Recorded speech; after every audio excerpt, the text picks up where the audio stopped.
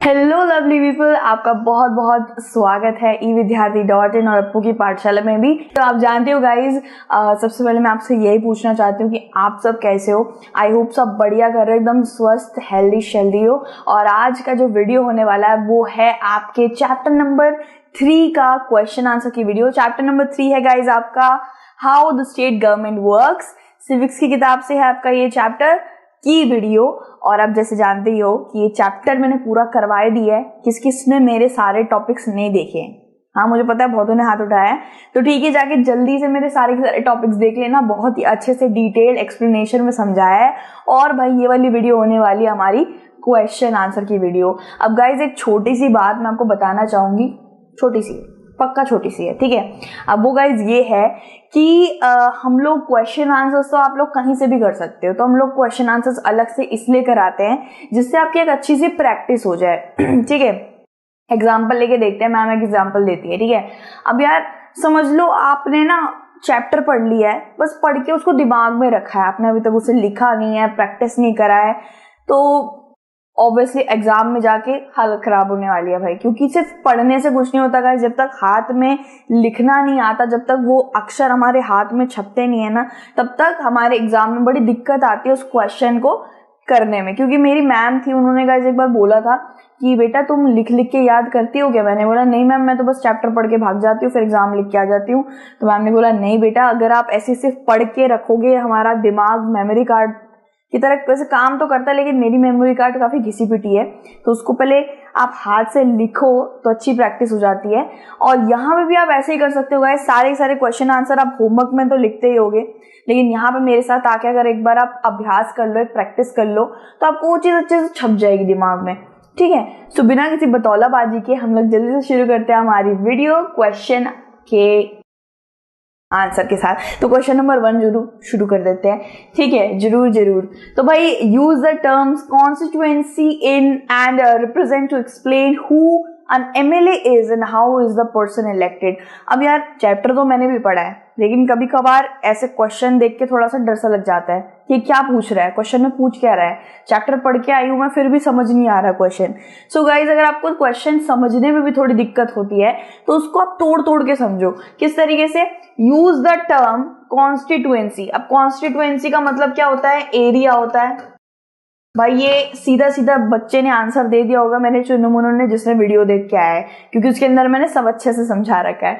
तो हमें ये वर्ड कॉन्स्टिट्यूएंसी यानी कि एरिया वर्ड यूज करना है, और represent to explain who an MLA is, ठीक है। तो यहां तक रिप्रेजेंट टू एक्सप्लेन ये सब यहाँ पे ऐसे ना बता रखा है, बस फालतू का ऐसे इंग्लिश दे रखा है। जो मेन आंसर मांग रहा है ना ये क्वेश्चन, वो है who an MLA is. MLA कौन होता है और how is the person elected, और ये एमएलए इलेक्ट कैसे होता है, ठीक है। एक पर्सन एमएलए इलेक्ट कैसे होता है, चलिए आंसर करते हैं अब अच्छे से। N MLA member of legislature, देखा वो कॉन्स्टिट्यूएंसी एरिया रिप्रेजेंट वो सब, वो कुछ आंसर में नहीं लिखना है आपको, वो बस क्वेश्चन को बढ़िया से बनाने के लिए उसमें डाल रखा है। जो मेन क्वेश्चन में पूछा गया वो है कि एमएलए कौन होता है और ये पर्सन इलेक्ट कैसे होता है लोगों के अंदर।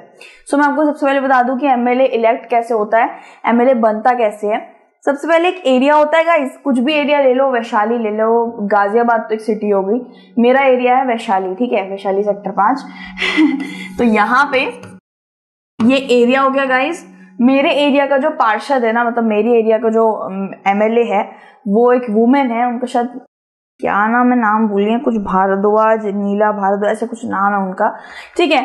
सो वो एरिया की एमएलए कैसे बनी गाइस? सबसे पहले तो वो इलेक्शन में खड़ी हुई, जो डिस्ट्रिक्ट जो वहां के एरियाज के इलेक्शन होते हैं उसमें खड़ी हुई, ठीक है। और इलेक्शन में खड़े, वैसे तो एक एरिया से बहुत सारे लोग खड़े होते हैं, ठीक है, बहुत सारे लोग खड़े होते हैं, झांसी वगैरह भी निकल रही थी बहुत ज्यादा, ठीक है। सॉरी मैं उबासी ले रही हूँ मेरे को देख देख के किस किस की उबासी निकली है कमेंट बॉक्स में ये बात भाई कमेंट बॉक्स में मत लिखना, यहीं पे आप सुन लो, ठीक है। तो यार एरिया के अंदर बहुत सारे लोग एक साथ इलेक्शन लड़ते हैं, ठीक है, बहुत सारे इलेक्शन लड़ते हैं, और फिर जिसको सबसे ज्यादा वोट मिलते हैं उसको एमएलए बना दिया जाता है। अब ये एमएलए कौन होता है? एमएलए जाके फिर और बड़े इलेक्शन लड़ता है। अब उसको बहुत सारे एरिया की मेजोरिटी चाहिए होती है। जैसे वो अपने एक एरिया में हीरो बन गया है ना, अब उसको बाकी जितने भी दिल्ली में जितने भी एरिया है सबका हीरो बनना पड़ेगा। समझ लो जो दिल्ली में 70 एरिया है, अगर उसको 70 एरिया का मेजोरिटी मिल गया या फिर 50 का मिला, 60 का मिला, ज्यादा मेजोरिटी मतलब सबसे बड़ा नंबर मिला ना, तो वो चीफ मिनिस्टर बना दिया जाएगा, यानी कि वो स्टेट गवर्नमेंट बना डालेगा। ठीक है, सबसे पहले एक छोटा सा एमएलए बनता है। हमारे जो चीफ मिनिस्टर है अरविंद केजरीवाल जी, सबसे पहले वो एक एमएलए ही थे। उसके बाद उन्होंने क्या करा, स्टेट गवर्नमेंट के इलेक्शन में वो खड़े हुए, फिर उनको हर एरिया से, पूरे के पूरे दिल्ली में 70 एरिया है, उससे सबसे मेजोरिटी मिल गई तो वो चीफ मिनिस्टर बन गए। तो इसी तरीके से गाइस प्रोसेस थ्रू प्रोसेस चलता रहता है। मेंबर ऑफ लेजिस्लेटिव असेंबली, अब जो जीतता नहीं है ना अपने एरिया में तो हीरो है ना, अगर वो भले ही वो बाकी एरिया में नहीं हीरो बना, बाकी एरिया से उसको वोट नहीं मिला, पर वो अपने एरिया का तो हीरो है ना, अपने एरिया ने उसको बहुत ज्यादा वोट दिया, फिर ही तो जाके वो एमएलए बना है, मेंबर ऑफ लेजिस्लेटिव असेंबली बना है। तो वो क्या कर सकता है, वो वहां पे हीरो रहेगा। ठीक है, वो एमएलए जरूर रहेगा, ऐसा नहीं कि वो इलेक्शन, बड़ा इलेक्शन हार गया तो वो अपने एरिया से हटा दिया जाएगा, ऐसा कुछ, वो अपने एरिया का हीरो रहता ही है। ठीक है, the person affiliated to political party और इंडिपेंडेंट हु रिप्रेजेंट्स, अब ये किसी ना किसी पॉलिटिकल पार्टी के होते हैं गाइस, ये एमएलए जो बनते हैं ना एक एक एरिया के, ये पॉलिटिकल पार्टी इनकी होती है। आप होती है बीजेपी, सीपीआई, मार्क्सिस्ट, बहुत सारी पार्टीज हैं गाइस हमारी पॉलिटिकल, और ये एक एक एरिया को संभालने वाले व्यक्ति होते हैं। ठीक है, अब हमने आंसर में तो बता दिया कि एमएलए कौन होता है, अब हमें उस क्वेश्चन का दूसरा आंसर देना है। क्वेश्चन में दो क्वेश्चन पूछे गए थे, एक तो कि एमएलए होता कौन है और एक पर्सन इलेक्ट कैसे होता है। अब यहाँ पे फॉलोइंग मैनर में हमें ये बताना है कि पर्सन इलेक्ट कैसे होता है। ए स्पेसिफिक एरिया, एक स्पेसिफिक एरिया को, यानी कि एक जो जगह होती है जिसमें शायद 1-2 हजार से ज्यादा लोग रहते हैं। आप जानते हो जैसे एरियाज में देखा जाए तो यार मैंने वैशाली ऐसे एग्जाम्पल के लिए कह दिया, अदरवाइज आप दिल्ली का एरिया का चार्ट निकाल के देखो विकिपीडिया से, तो शाहदरा, गांधीनगर और ये छोटी छोटी जगह हैं जो एरिया हैं। ठीक है, 70 शायद 73 मैंने गिने थे एरिया होते हैं। ठीक है, दिल्ली के बता रही हूँ, बाकियों का सबका अलग अलग होता है। तो क्या एक एरिया को क्या बोलते हैं, कॉन्स्टिट्यूएंसी बोलते हैं। All the adults above 18 year old, ठीक है, आर वोटर्स। ऑब्वियसली बात है, ये बहुत बेसिक चीज है कि 18 से अबव के जो बच्चे होते हैं, बच्चे तो नहीं रहते वैसे, सारे बड़े हो जाते हैं, 18 से बड़े जब हो जाते हैं तो वो सारे वोट देने के काबिल हो जाते हैं। वोट जिस व्यक्ति को सबसे ज्यादा मिलता है वही जीतता है। नॉर्मल सी बात है, इलेक्शन में हमने सुना ही होगा, जिसको सीटें ज्यादा मिली, जिसको व्यक्ति मेजोरिटी ऑफ वोट ज्यादा मिले, वही जीत गया। ठीक है, they vote for the candidate of their choice. Obviously बहुत से चॉइस होते हैं उनके सामने, और वो जो उनका मन होता है उस बंदे को वो लोग ज्यादा वोट देते हैं। ठीक है, इसके बाद a person who gets the maximum number of votes is declared elected. So इसमें भी यही बताया गया कि जिसको सबसे ज्यादा मेजोरिटी ऑफ वोट्स मिलते हैं वही जीत जाता है, वही इलेक्ट हो जाता है, इलेक्शन जीत जाता है। और किसी भी चीज के लिए अगर वो इलेक्शन लड़ रहा है, जैसे कि प्राइम मिनिस्टर की सीट के लिए लड़ रहा है या चीफ मिनिस्टर के लिए, उस पद्धति पे उसको दे दिया जाता है। ठीक है, the elected representative is called an MLA. तो जो इलेक्ट होता है सबसे पहले वो एमएलए बनता है, उसके बाद वो बड़े इलेक्शन लड़ने के लिए जा सकता है, लेकिन सबसे पहले उसे एमएलए बनने का इलेक्शन लड़ना पड़ेगा। ठीक है, अब यहाँ पे हमने अपना फर्स्ट वाला क्वेश्चन बिल्कुल खत्म कर लिया गाइस। थोड़ा सा डिटेल वर्जन में मैंने समझाया क्योंकि ये बताना जरूरी था, but I will suggest you guys कि चैप्टर पढ़ने के बाद ही आप क्वेश्चन आंसर समझने आओ, वरना आपको कुछ समझ नहीं आएगा मैं क्या पढ़ा रही हूँ। चैप्टर पढ़ना जरूरी है, फिर क्वेश्चन आंसर को फॉलो अप करना है। ठीक है, क्वेश्चन नंबर 2 है guys, how did some MLAs became minister, explain. कोई एक एमएलए मिनिस्टर की पद्धति पे कैसे, पहले तो वो मेंबर होता है लेजिस्लेटिव असेंबली का, ठीक है, उसके बाद वो मिनिस्टर कैसे बन जाता है। तो बहुत साधारण सी बात है गाइस, सबसे पहले उसे, अब पहले एक आप भी बन सकते हो। ठीक है, जैसे मैं हूं, मैंने पहले अपने एरिया, जो मेरा एरिया है वहां की मैं एमएलए बनी। कोई भी एरिया ले लीजिए, समझ लीजिए मेरा एरिया है तोलापट्टी का एरिया है, ठीक है, वहां की मैं सबसे पहले एमएलए बनती हूँ। पहले वहां का मैंने विश्वास जीता लोगों का, पहले वहां से मुझे मेजोरिटी ऑफ वोट्स मिले, उसके बाद मैं वहां एमएलए बन गई, मेंबर ऑफ लेजिस्लेटिव असेंबली। अब मेरा मन है कि मैं चीफ मिनिस्टर की पद्धति के लिए भी इलेक्शन लड़ूं, तो मैं क्या करूंगी उसके बाद गाइस, तो जैसे मैं अपने एक एरिया में हीरो बन गई ना, तो वैसे जितने भी स्टेट में चीफ मिनिस्टर तो स्टेट का ही होता है ना, जितने भी स्टेट में एरिया है सबसे मुझे मेजोरिटी हासिल करनी पड़ेगी। जैसे अपने एरिया से ली है वैसे बाकी एरिया से भी हीरोगिरी लेनी पड़ेगी। उसके बाद अगर सबसे ज्यादा वोट मेरे झोली में गिर जाते हैं भाई तो मैं चीफ मिनिस्टर बना दी जाऊंगी। सो यही गाइस, यही बात है कि आप एमएलए से मिनिस्टर कैसे बन सकते हो, मैंने आपको समझा दिया। The party which is elected in the majority of legislative assembly forms the government। Obviously बात है गाइस, जिसको सबसे ज्यादा मेजोरिटी ऑफ एरियाज उसके पास आ जाते हैं वही बन जाता है मिनिस्टर, चीफ मिनिस्टर, ठीक है। और फिर चीफ मिनिस्टर अपने कैबिनेट ऑफ मिनिस्टर को खुद चुनता है गवर्नर के साथ।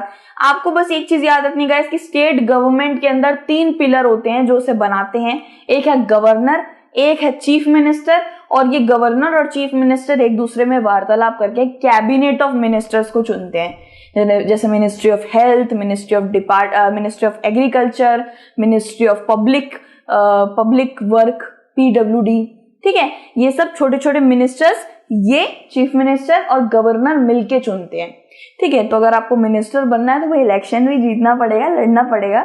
सो अगर आप सोच रहे हो बड़ा साधारण सा काम है भाई इलेक्शन जीतना, तो बिल्कुल नहीं है। अरविंद केजरीवाल जी को ही ले लीजिए, दिल्ली के करंट CM ये अभी हैं।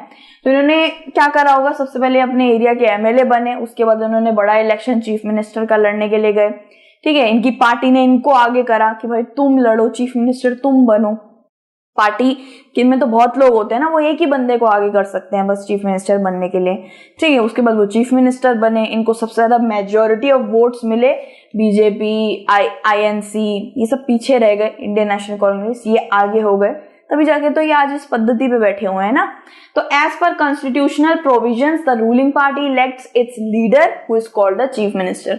सो ऑब्वियसली बात है गाइस, जो पार्टी जीत गई होती है ना, समझ लीजिए आम आदमी पार्टी जीती है, तो वो सारे के सारे मिनिस्टर्स तो चीफ मिनिस्टर नहीं बन सकते, सिर्फ एक व्यक्ति बन सकता है, और वो है एक व्यक्ति, वो आपके सामने फोटो है, अरविंद केजरीवाल जी को आगे करा गया था। Because he's quite educated, he's quite good in debate and discussions, बहुत एक अच्छी इनकी mental strength है, तो हर चीज देख दुख के इनको आगे करा गया, जो quite good, which is quite good in my opinion, he is quite good, ठीक है। Chief ministers as the head of the government, अब इनको head of the government बना दिया गया है, ठीक है। पूरे इंडिया की गवर्नमेंट नहीं, स्टेट गवर्नमेंट, इनके अपने दिल्ली के गवर्नमेंट के ये हेड है, और ये और इनके साथ एक गवर्नर भी रहता है, वो भी हेड होता है, और बाकी इनके नीचे काफी सारे छोटे छोटे मंत्री काम कर रहे होते हैं, जैसे एग्रीकल्चर के मंत्री, PWD, ठीक है।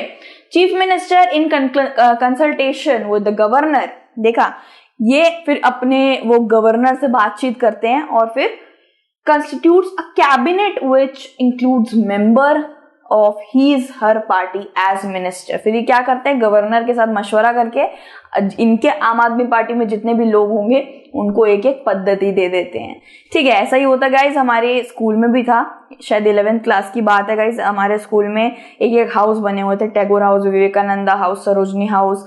सो टैगोर हाउस के अंदर हमारे यहाँ ऐसा था कि एक बंदा लीडर बना था, यानी कि प्रीफेक्ट बनाया गया था टैगोर हाउस का, किसी को स्पोर्ट्स इंचार्ज बना दिया गया था, मैं असेंबली इंचार्ज थी, हेड थी, और किसी को कल्चरल इंचार्ज।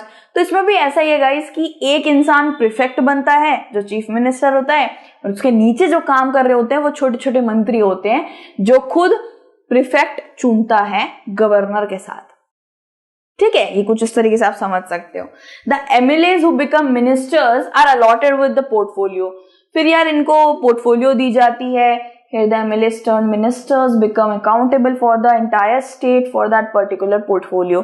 अगर उनको एग्रीकल्चर डिपार्टमेंट दिया गया है तो उनको अच्छे से अपना एग्रीकल्चर डिपार्टमेंट संभालना है, उस मंत्री को सब कुछ यार हिसाब किताब तो देना ही पड़ता है। अगर आपको इतना ज्यादा पैसा मिल रहा है, मिनिस्टर की पोस्ट पे बैठे हो, तो you have to be accountable, यानी कि बात आपको बताते रहने पड़ेगा कि कहाँ पे आपने कितना पैसा खर्च करा, कहाँ पे क्या काम करा है इन 5 सालों के अंदर, ठीक है। सो थर्ड क्वेश्चन करते हैं guys, let's start the third question. Second वाला खत्म कर लिया है। Why should decisions are taken by the chief minister and other minister be debated in the legislative assembly.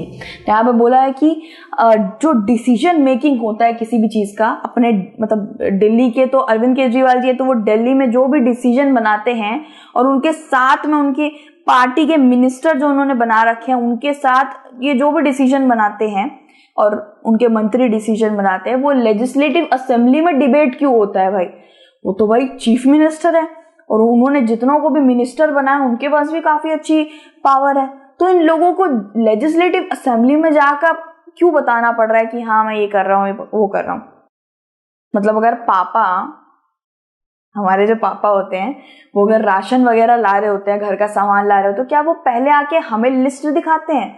पहले आके हमें लिस्ट बताते हैं और पूछते हैं कि क्या मैं पैसे खर्च कर लूं? कभी देखा है? ऐसा कभी नहीं हुआ। तो ये बड़े होके, हाँ हमारे पापा अब तो यार बड़े हो गए हैं थोड़े से, मम्मी पापा थोड़ा मशवरा कर लेते हैं कि हाँ तुम्हारा बॉर्नविटा मंगाना है, मैगी मंगानी है, पर लेकिन कभी ये नहीं बोलते कि बेटा पैसे खर्च कर लो। नहीं, इतना तो नहीं, इतना भाई मम्मी पापा अपना जो खर्च करना चाहे खर्च करें, बिकॉज दे आर मैच्योर। ठीक है, बहुत ज्यादा मैच्योर हो गए हैं वो। तो गाइज ये थोड़ा सा आपने सोचा होगा वियर्ड है यार, काफी चीफ मिनिस्टर क्यों जा रहा है अपना कुछ भी वो लॉ बनाए, ऑर्डर बनाए, रूल बनाए, वो जाके उनको बताने क्यों जा रहा है? उसका तो वो जो बनाएगा वो तो हो जाएगा भाई सैंक्शन। तो भाई ऐसी कोई बात नहीं है गाइज, लेजिस्लेटिव असेंबली इसीलिए बनाई गई है कि किसी भी तरीके का लॉ रूल अगर कोई चीफ मिनिस्टर लागू करता है, कोई मिनिस्टर कोई चीज नहीं बनाता है अपने डिपार्टमेंट में, कुछ भी है देश में लागू करने के लिए, कुछ भी चीज बन रही है, वो लेजिस्लेटिव असेंबली में बातचीत करने के लिए आएगी। वो फिर क्या होता है, ये चीफ मिनिस्टर जो भी दिल्ली के बारे में इन्होंने कुछ भी सोचा है, तो ये जाके लेजिस्लेटिव असेंबली में जाके वो चीज क्या होगी, एक्शन लिया जाएगा। क्योंकि यार है तो ये भी इंसान ही, चीफ मिनिस्टर है, गलती तो कर ही सकते हैं, इनके मिनिस्टर भी गलती कर सकते हैं। सो नुक्स निकाला जाता है, अगर कोई गलती हो तो उसको खारिज कर दिया जाता है। मतलब किसी भी, मतलब ये समझ लो चीफ मिनिस्टर बोल दे कि सबके नोटों की गड्डी होनी चाहिए बैग के अंदर या जेब के अंदर, वरना उनको घर से बाहर नहीं निकलने दिया जाएगा। ये तो भाई फर्जी लग रहा है, बिल्कुल फिजूल की बात लग रही है ना, एकदम बुद्धू बना लग रहा है, राइट? सो लेकिन शायद उनको नहीं लग रहा है ये बुद्धू बना, तो इसीलिए वो एक इंसान ही है, कठपुतली बोल दी भाई, माफ करना, कठपुतली नहीं, मतलब क्या कहते हैं उनको, गलती कर सकते हैं। एक क्या कहते हैं, इंसान गलती का पुतला होता है, हाँ अलग अलग, कठपुतली अलग बोल दिया था। तो भाई वो भी गलती कर सकते हैं, इसलिए लेजिस्लेटिव असेंबली में वो जाते हैं, जो भी अपना डिसीजन लिया उन्होंने स्टेट के लिए अपने, वो बताते हैं, और जिसको नुस्ख निकालना होता है निकाल देते हैं, वरना वो पास हो जाता है। अगर सब मेजोरिटी दे देते हैं हाँ पास कर दो तो हो जाता है। ठीक है, so the decision taken by the chief minister and other ministers should be debated in the legislative assembly because of the following. ये आपको एक ओपनिंग स्टेटमेंट जरूर देनी है गाइस, इससे आंसर काफी ज्यादा सुंदर लगता है, काफी ज्यादा क्लैरिफाइड लगता है। उसके बाद आप नंबर 1 नंबर 2 करके, बेसिकली गाइस मैं ये बताना चाह रही हूँ, कभी पैराग्राफ में आंसर मत लिखना, वो समझ नहीं आता है। अगर आप पॉइंट वाइज लिखोगे बहुत क्लैरिटी के साथ दिखेगा। मेरा ऐसा हुआ था गाइस कि क्या बताऊं मुझे 25 में से 25 मार्क्स का था मेरा, 25 में से 25 मिल गए थे मुझे, और मैं ऐसे हो गई थी, मेरी ही शीट है और मैंने शीट क्या ही देखूं भाई, कहीं भी हर जगह टिक टिक लगा हुआ है। तो वो इसलिए हुआ था गाइस क्योंकि ऐसे ओपनिंग स्टेटमेंट देना, उसके बाद लाइन वाइज ऐसे पॉइंट वाइज लिखना, बहुत अच्छे नंबर मिलेंगे, ट्राई करना। इसके बारे में भी एक वीडियो आएगी बड़ी जल्दी कि how to write in exam, और कैसे आप मार्क्स ज्यादा ऑब्टेन कर सकते हो, किस तरीके से लिख सकते हो, उसके ऊपर भी वीडियो आएगी भाई। स्कूलिंग टिप्स मैं आपको जरूर दूंगी, मैं क्या क्या करती थी सब बताऊंगी, उसके लिए भी एक वीडियो आएगी फ्यूचर में। The decisions it is not necessary taken by the chief ministers and ministers are beneficial to one and all. ऐसा नहीं है कि सिर्फ और सिर्फ चीफ मिनिस्टर ही डिसीजन ले सकता है, बाकी मिनिस्टर्स भी उनके साथ डिसीजन वार्तालाप वगैरह करते हैं।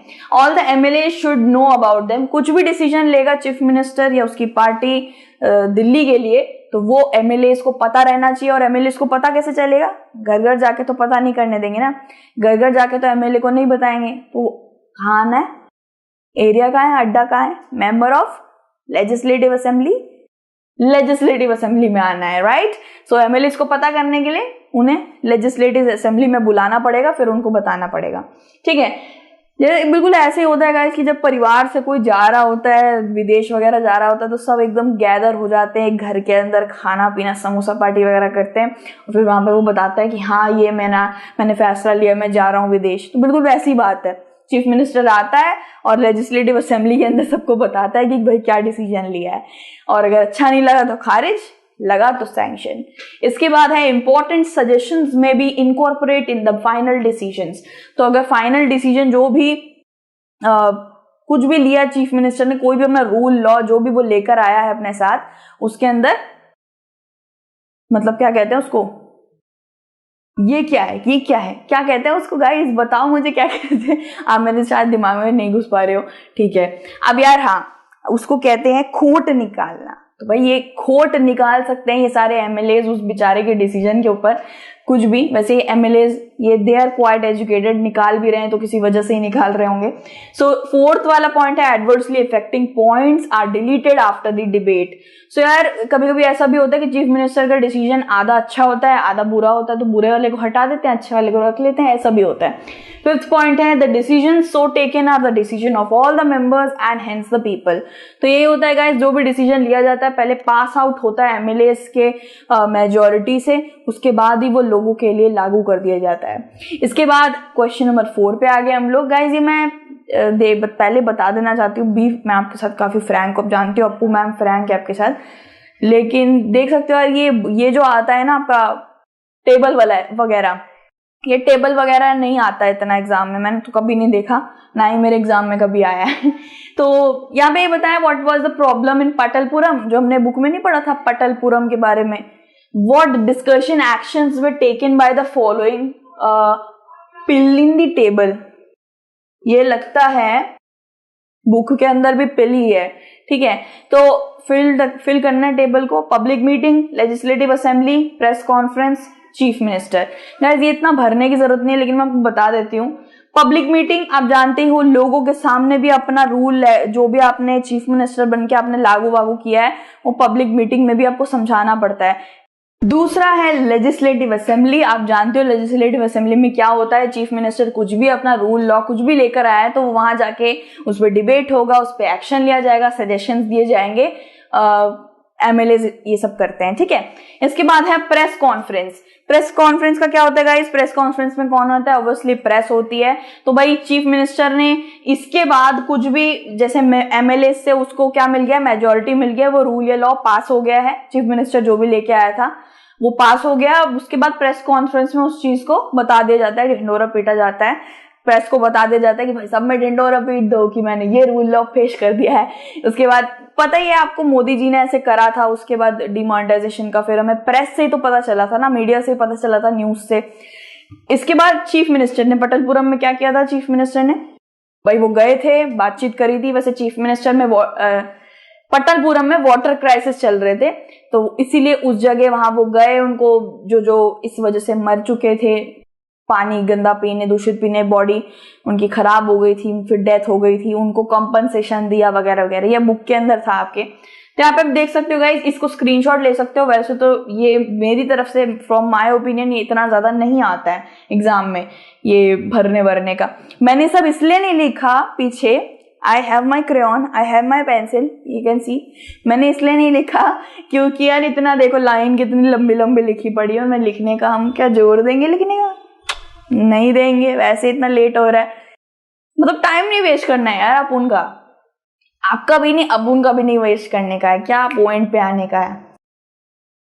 मेरे बच्चा लोग कह रहे हैं मैम आप झूठ बोल रहे हो ना, मैम आप झूठ बोल रहे हो ना, आप पॉइंट पे कभी नहीं आते हो, हंसी मजाक करते रहते हो बस। तो यार क्वेश्चन नंबर 5 करते हैं। ओके फाइनली लास्ट क्वेश्चन है हमारा। Question number 5 is what is the difference between the work that MLAs do in the assembly and the work done by government departments। अब यार इतना बड़ा लंबा चौड़ा क्वेश्चन जब भी आपको मिले तो उसको एक साथ करने की कोशिश मत करो, आधा आधा पढ़ो, समझ आएगा, हम भी वैसे ही करेंगे, ठीक है। तो what is the difference between the work that MLA do, हमें डिफरेंस बताना है कि MLA क्या काम करते हैं असेंबली के अंदर और गवर्नमेंट डिपार्टमेंट्स क्या काम करते हैं। एमएलए कौन होता है गाइस, पहले आपको पता है एमएलए होता है वो बंदा, कौन होता है यार, okay no jokes apart, okay.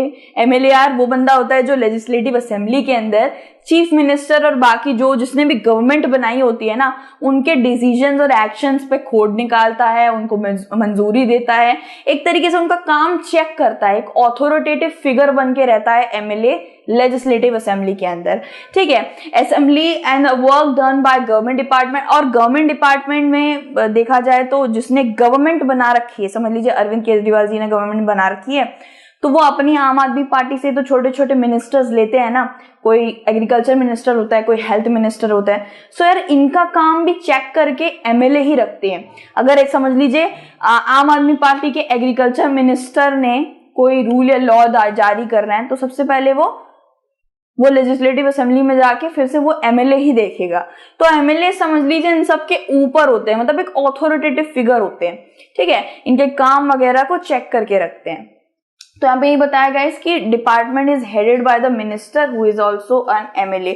सो ऑब्वियसली बात है, जो छोटे छोटे जो नीचे के मंत्री होते हैं ना, उनके ऊपर चीफ मिनिस्टर होता है। तो पहले तो चीफ मिनिस्टर के पास वो खबर जाती है, उसके बाद वो लेजिस्लेटिव असेंबली में जाता है, ठीक है। जैसे समझ लीजिए अमित शाह जी है, ये प्राइम मिनिस्टर नहीं है बट ये उनकी पार्टी के ही है, बीजेपी के, और he is now a minister of home affairs, ठीक है। ये भी एक मिनिस्टर है, पर पहले तो ये भी एक एमएलए थे, ठीक है। तो the minister approves any work done और प्रपोज्ड बाय द डिपार्टमेंट। आप समझ लीजिए होम अफेयर्स के डिपार्टमेंट से इनको कुछ अप्रूव करवाना है, रूल या लॉ इन्होंने निकाला कुछ भी, ठीक है। सो ये अप्रूव कौन करेगा? ये एमएलए ही अप्रूव करता है, मतलब एक एमएलए नहीं, उनकी मेजोरिटी, एमएलए की मेजोरिटी लेजिस्लेटिव असेंबली में वो ही अप्रूव करेंगे, फिर ही इनकी चीज आगे जाती है, ठीक है। The department is responsible for the projections and completions of the work, whereas MLAs और ministers coordinate between the assembly and the departments। ऐसा नहीं कि लड़ना होता है ये सब वगैरह, यार चल जाता है, मतलब एमएलए भी मंजूरी दे देते हैं, बातचीत कर लेते हैं, चल जाता है, ठीक है। सो गवर्नमेंट डिपार्टमेंट्स के ऊपर चीफ मिनिस्टर रहता है, ऑब्वियसली बात है चीफ मिनिस्टर रहता है, उसके पास because he is the head of the government, head है वो भाई। लेकिन अगर वो भी कोई रूल या लॉ निकालता है तो वो लेजिस्लेटिव असेंबली में एमएलए से ऑथोराइज होना ही पड़ेगा, अदरवाइज वो आगे नहीं जा पाएगा, ठीक है। सो यार कमिंग सून किसके साथ विद अनदर चैप्टर, यार डरते काय को, coming soon with another chapter number 4 के साथ हम जल्दी से ही हाजिर होते हैं। तो भाई देरी किस बात की, जल्दी से मिलो यार चैप्टर 4 के अंदर। टिल देन अपना ध्यान रखना, take care and God bless you, bye.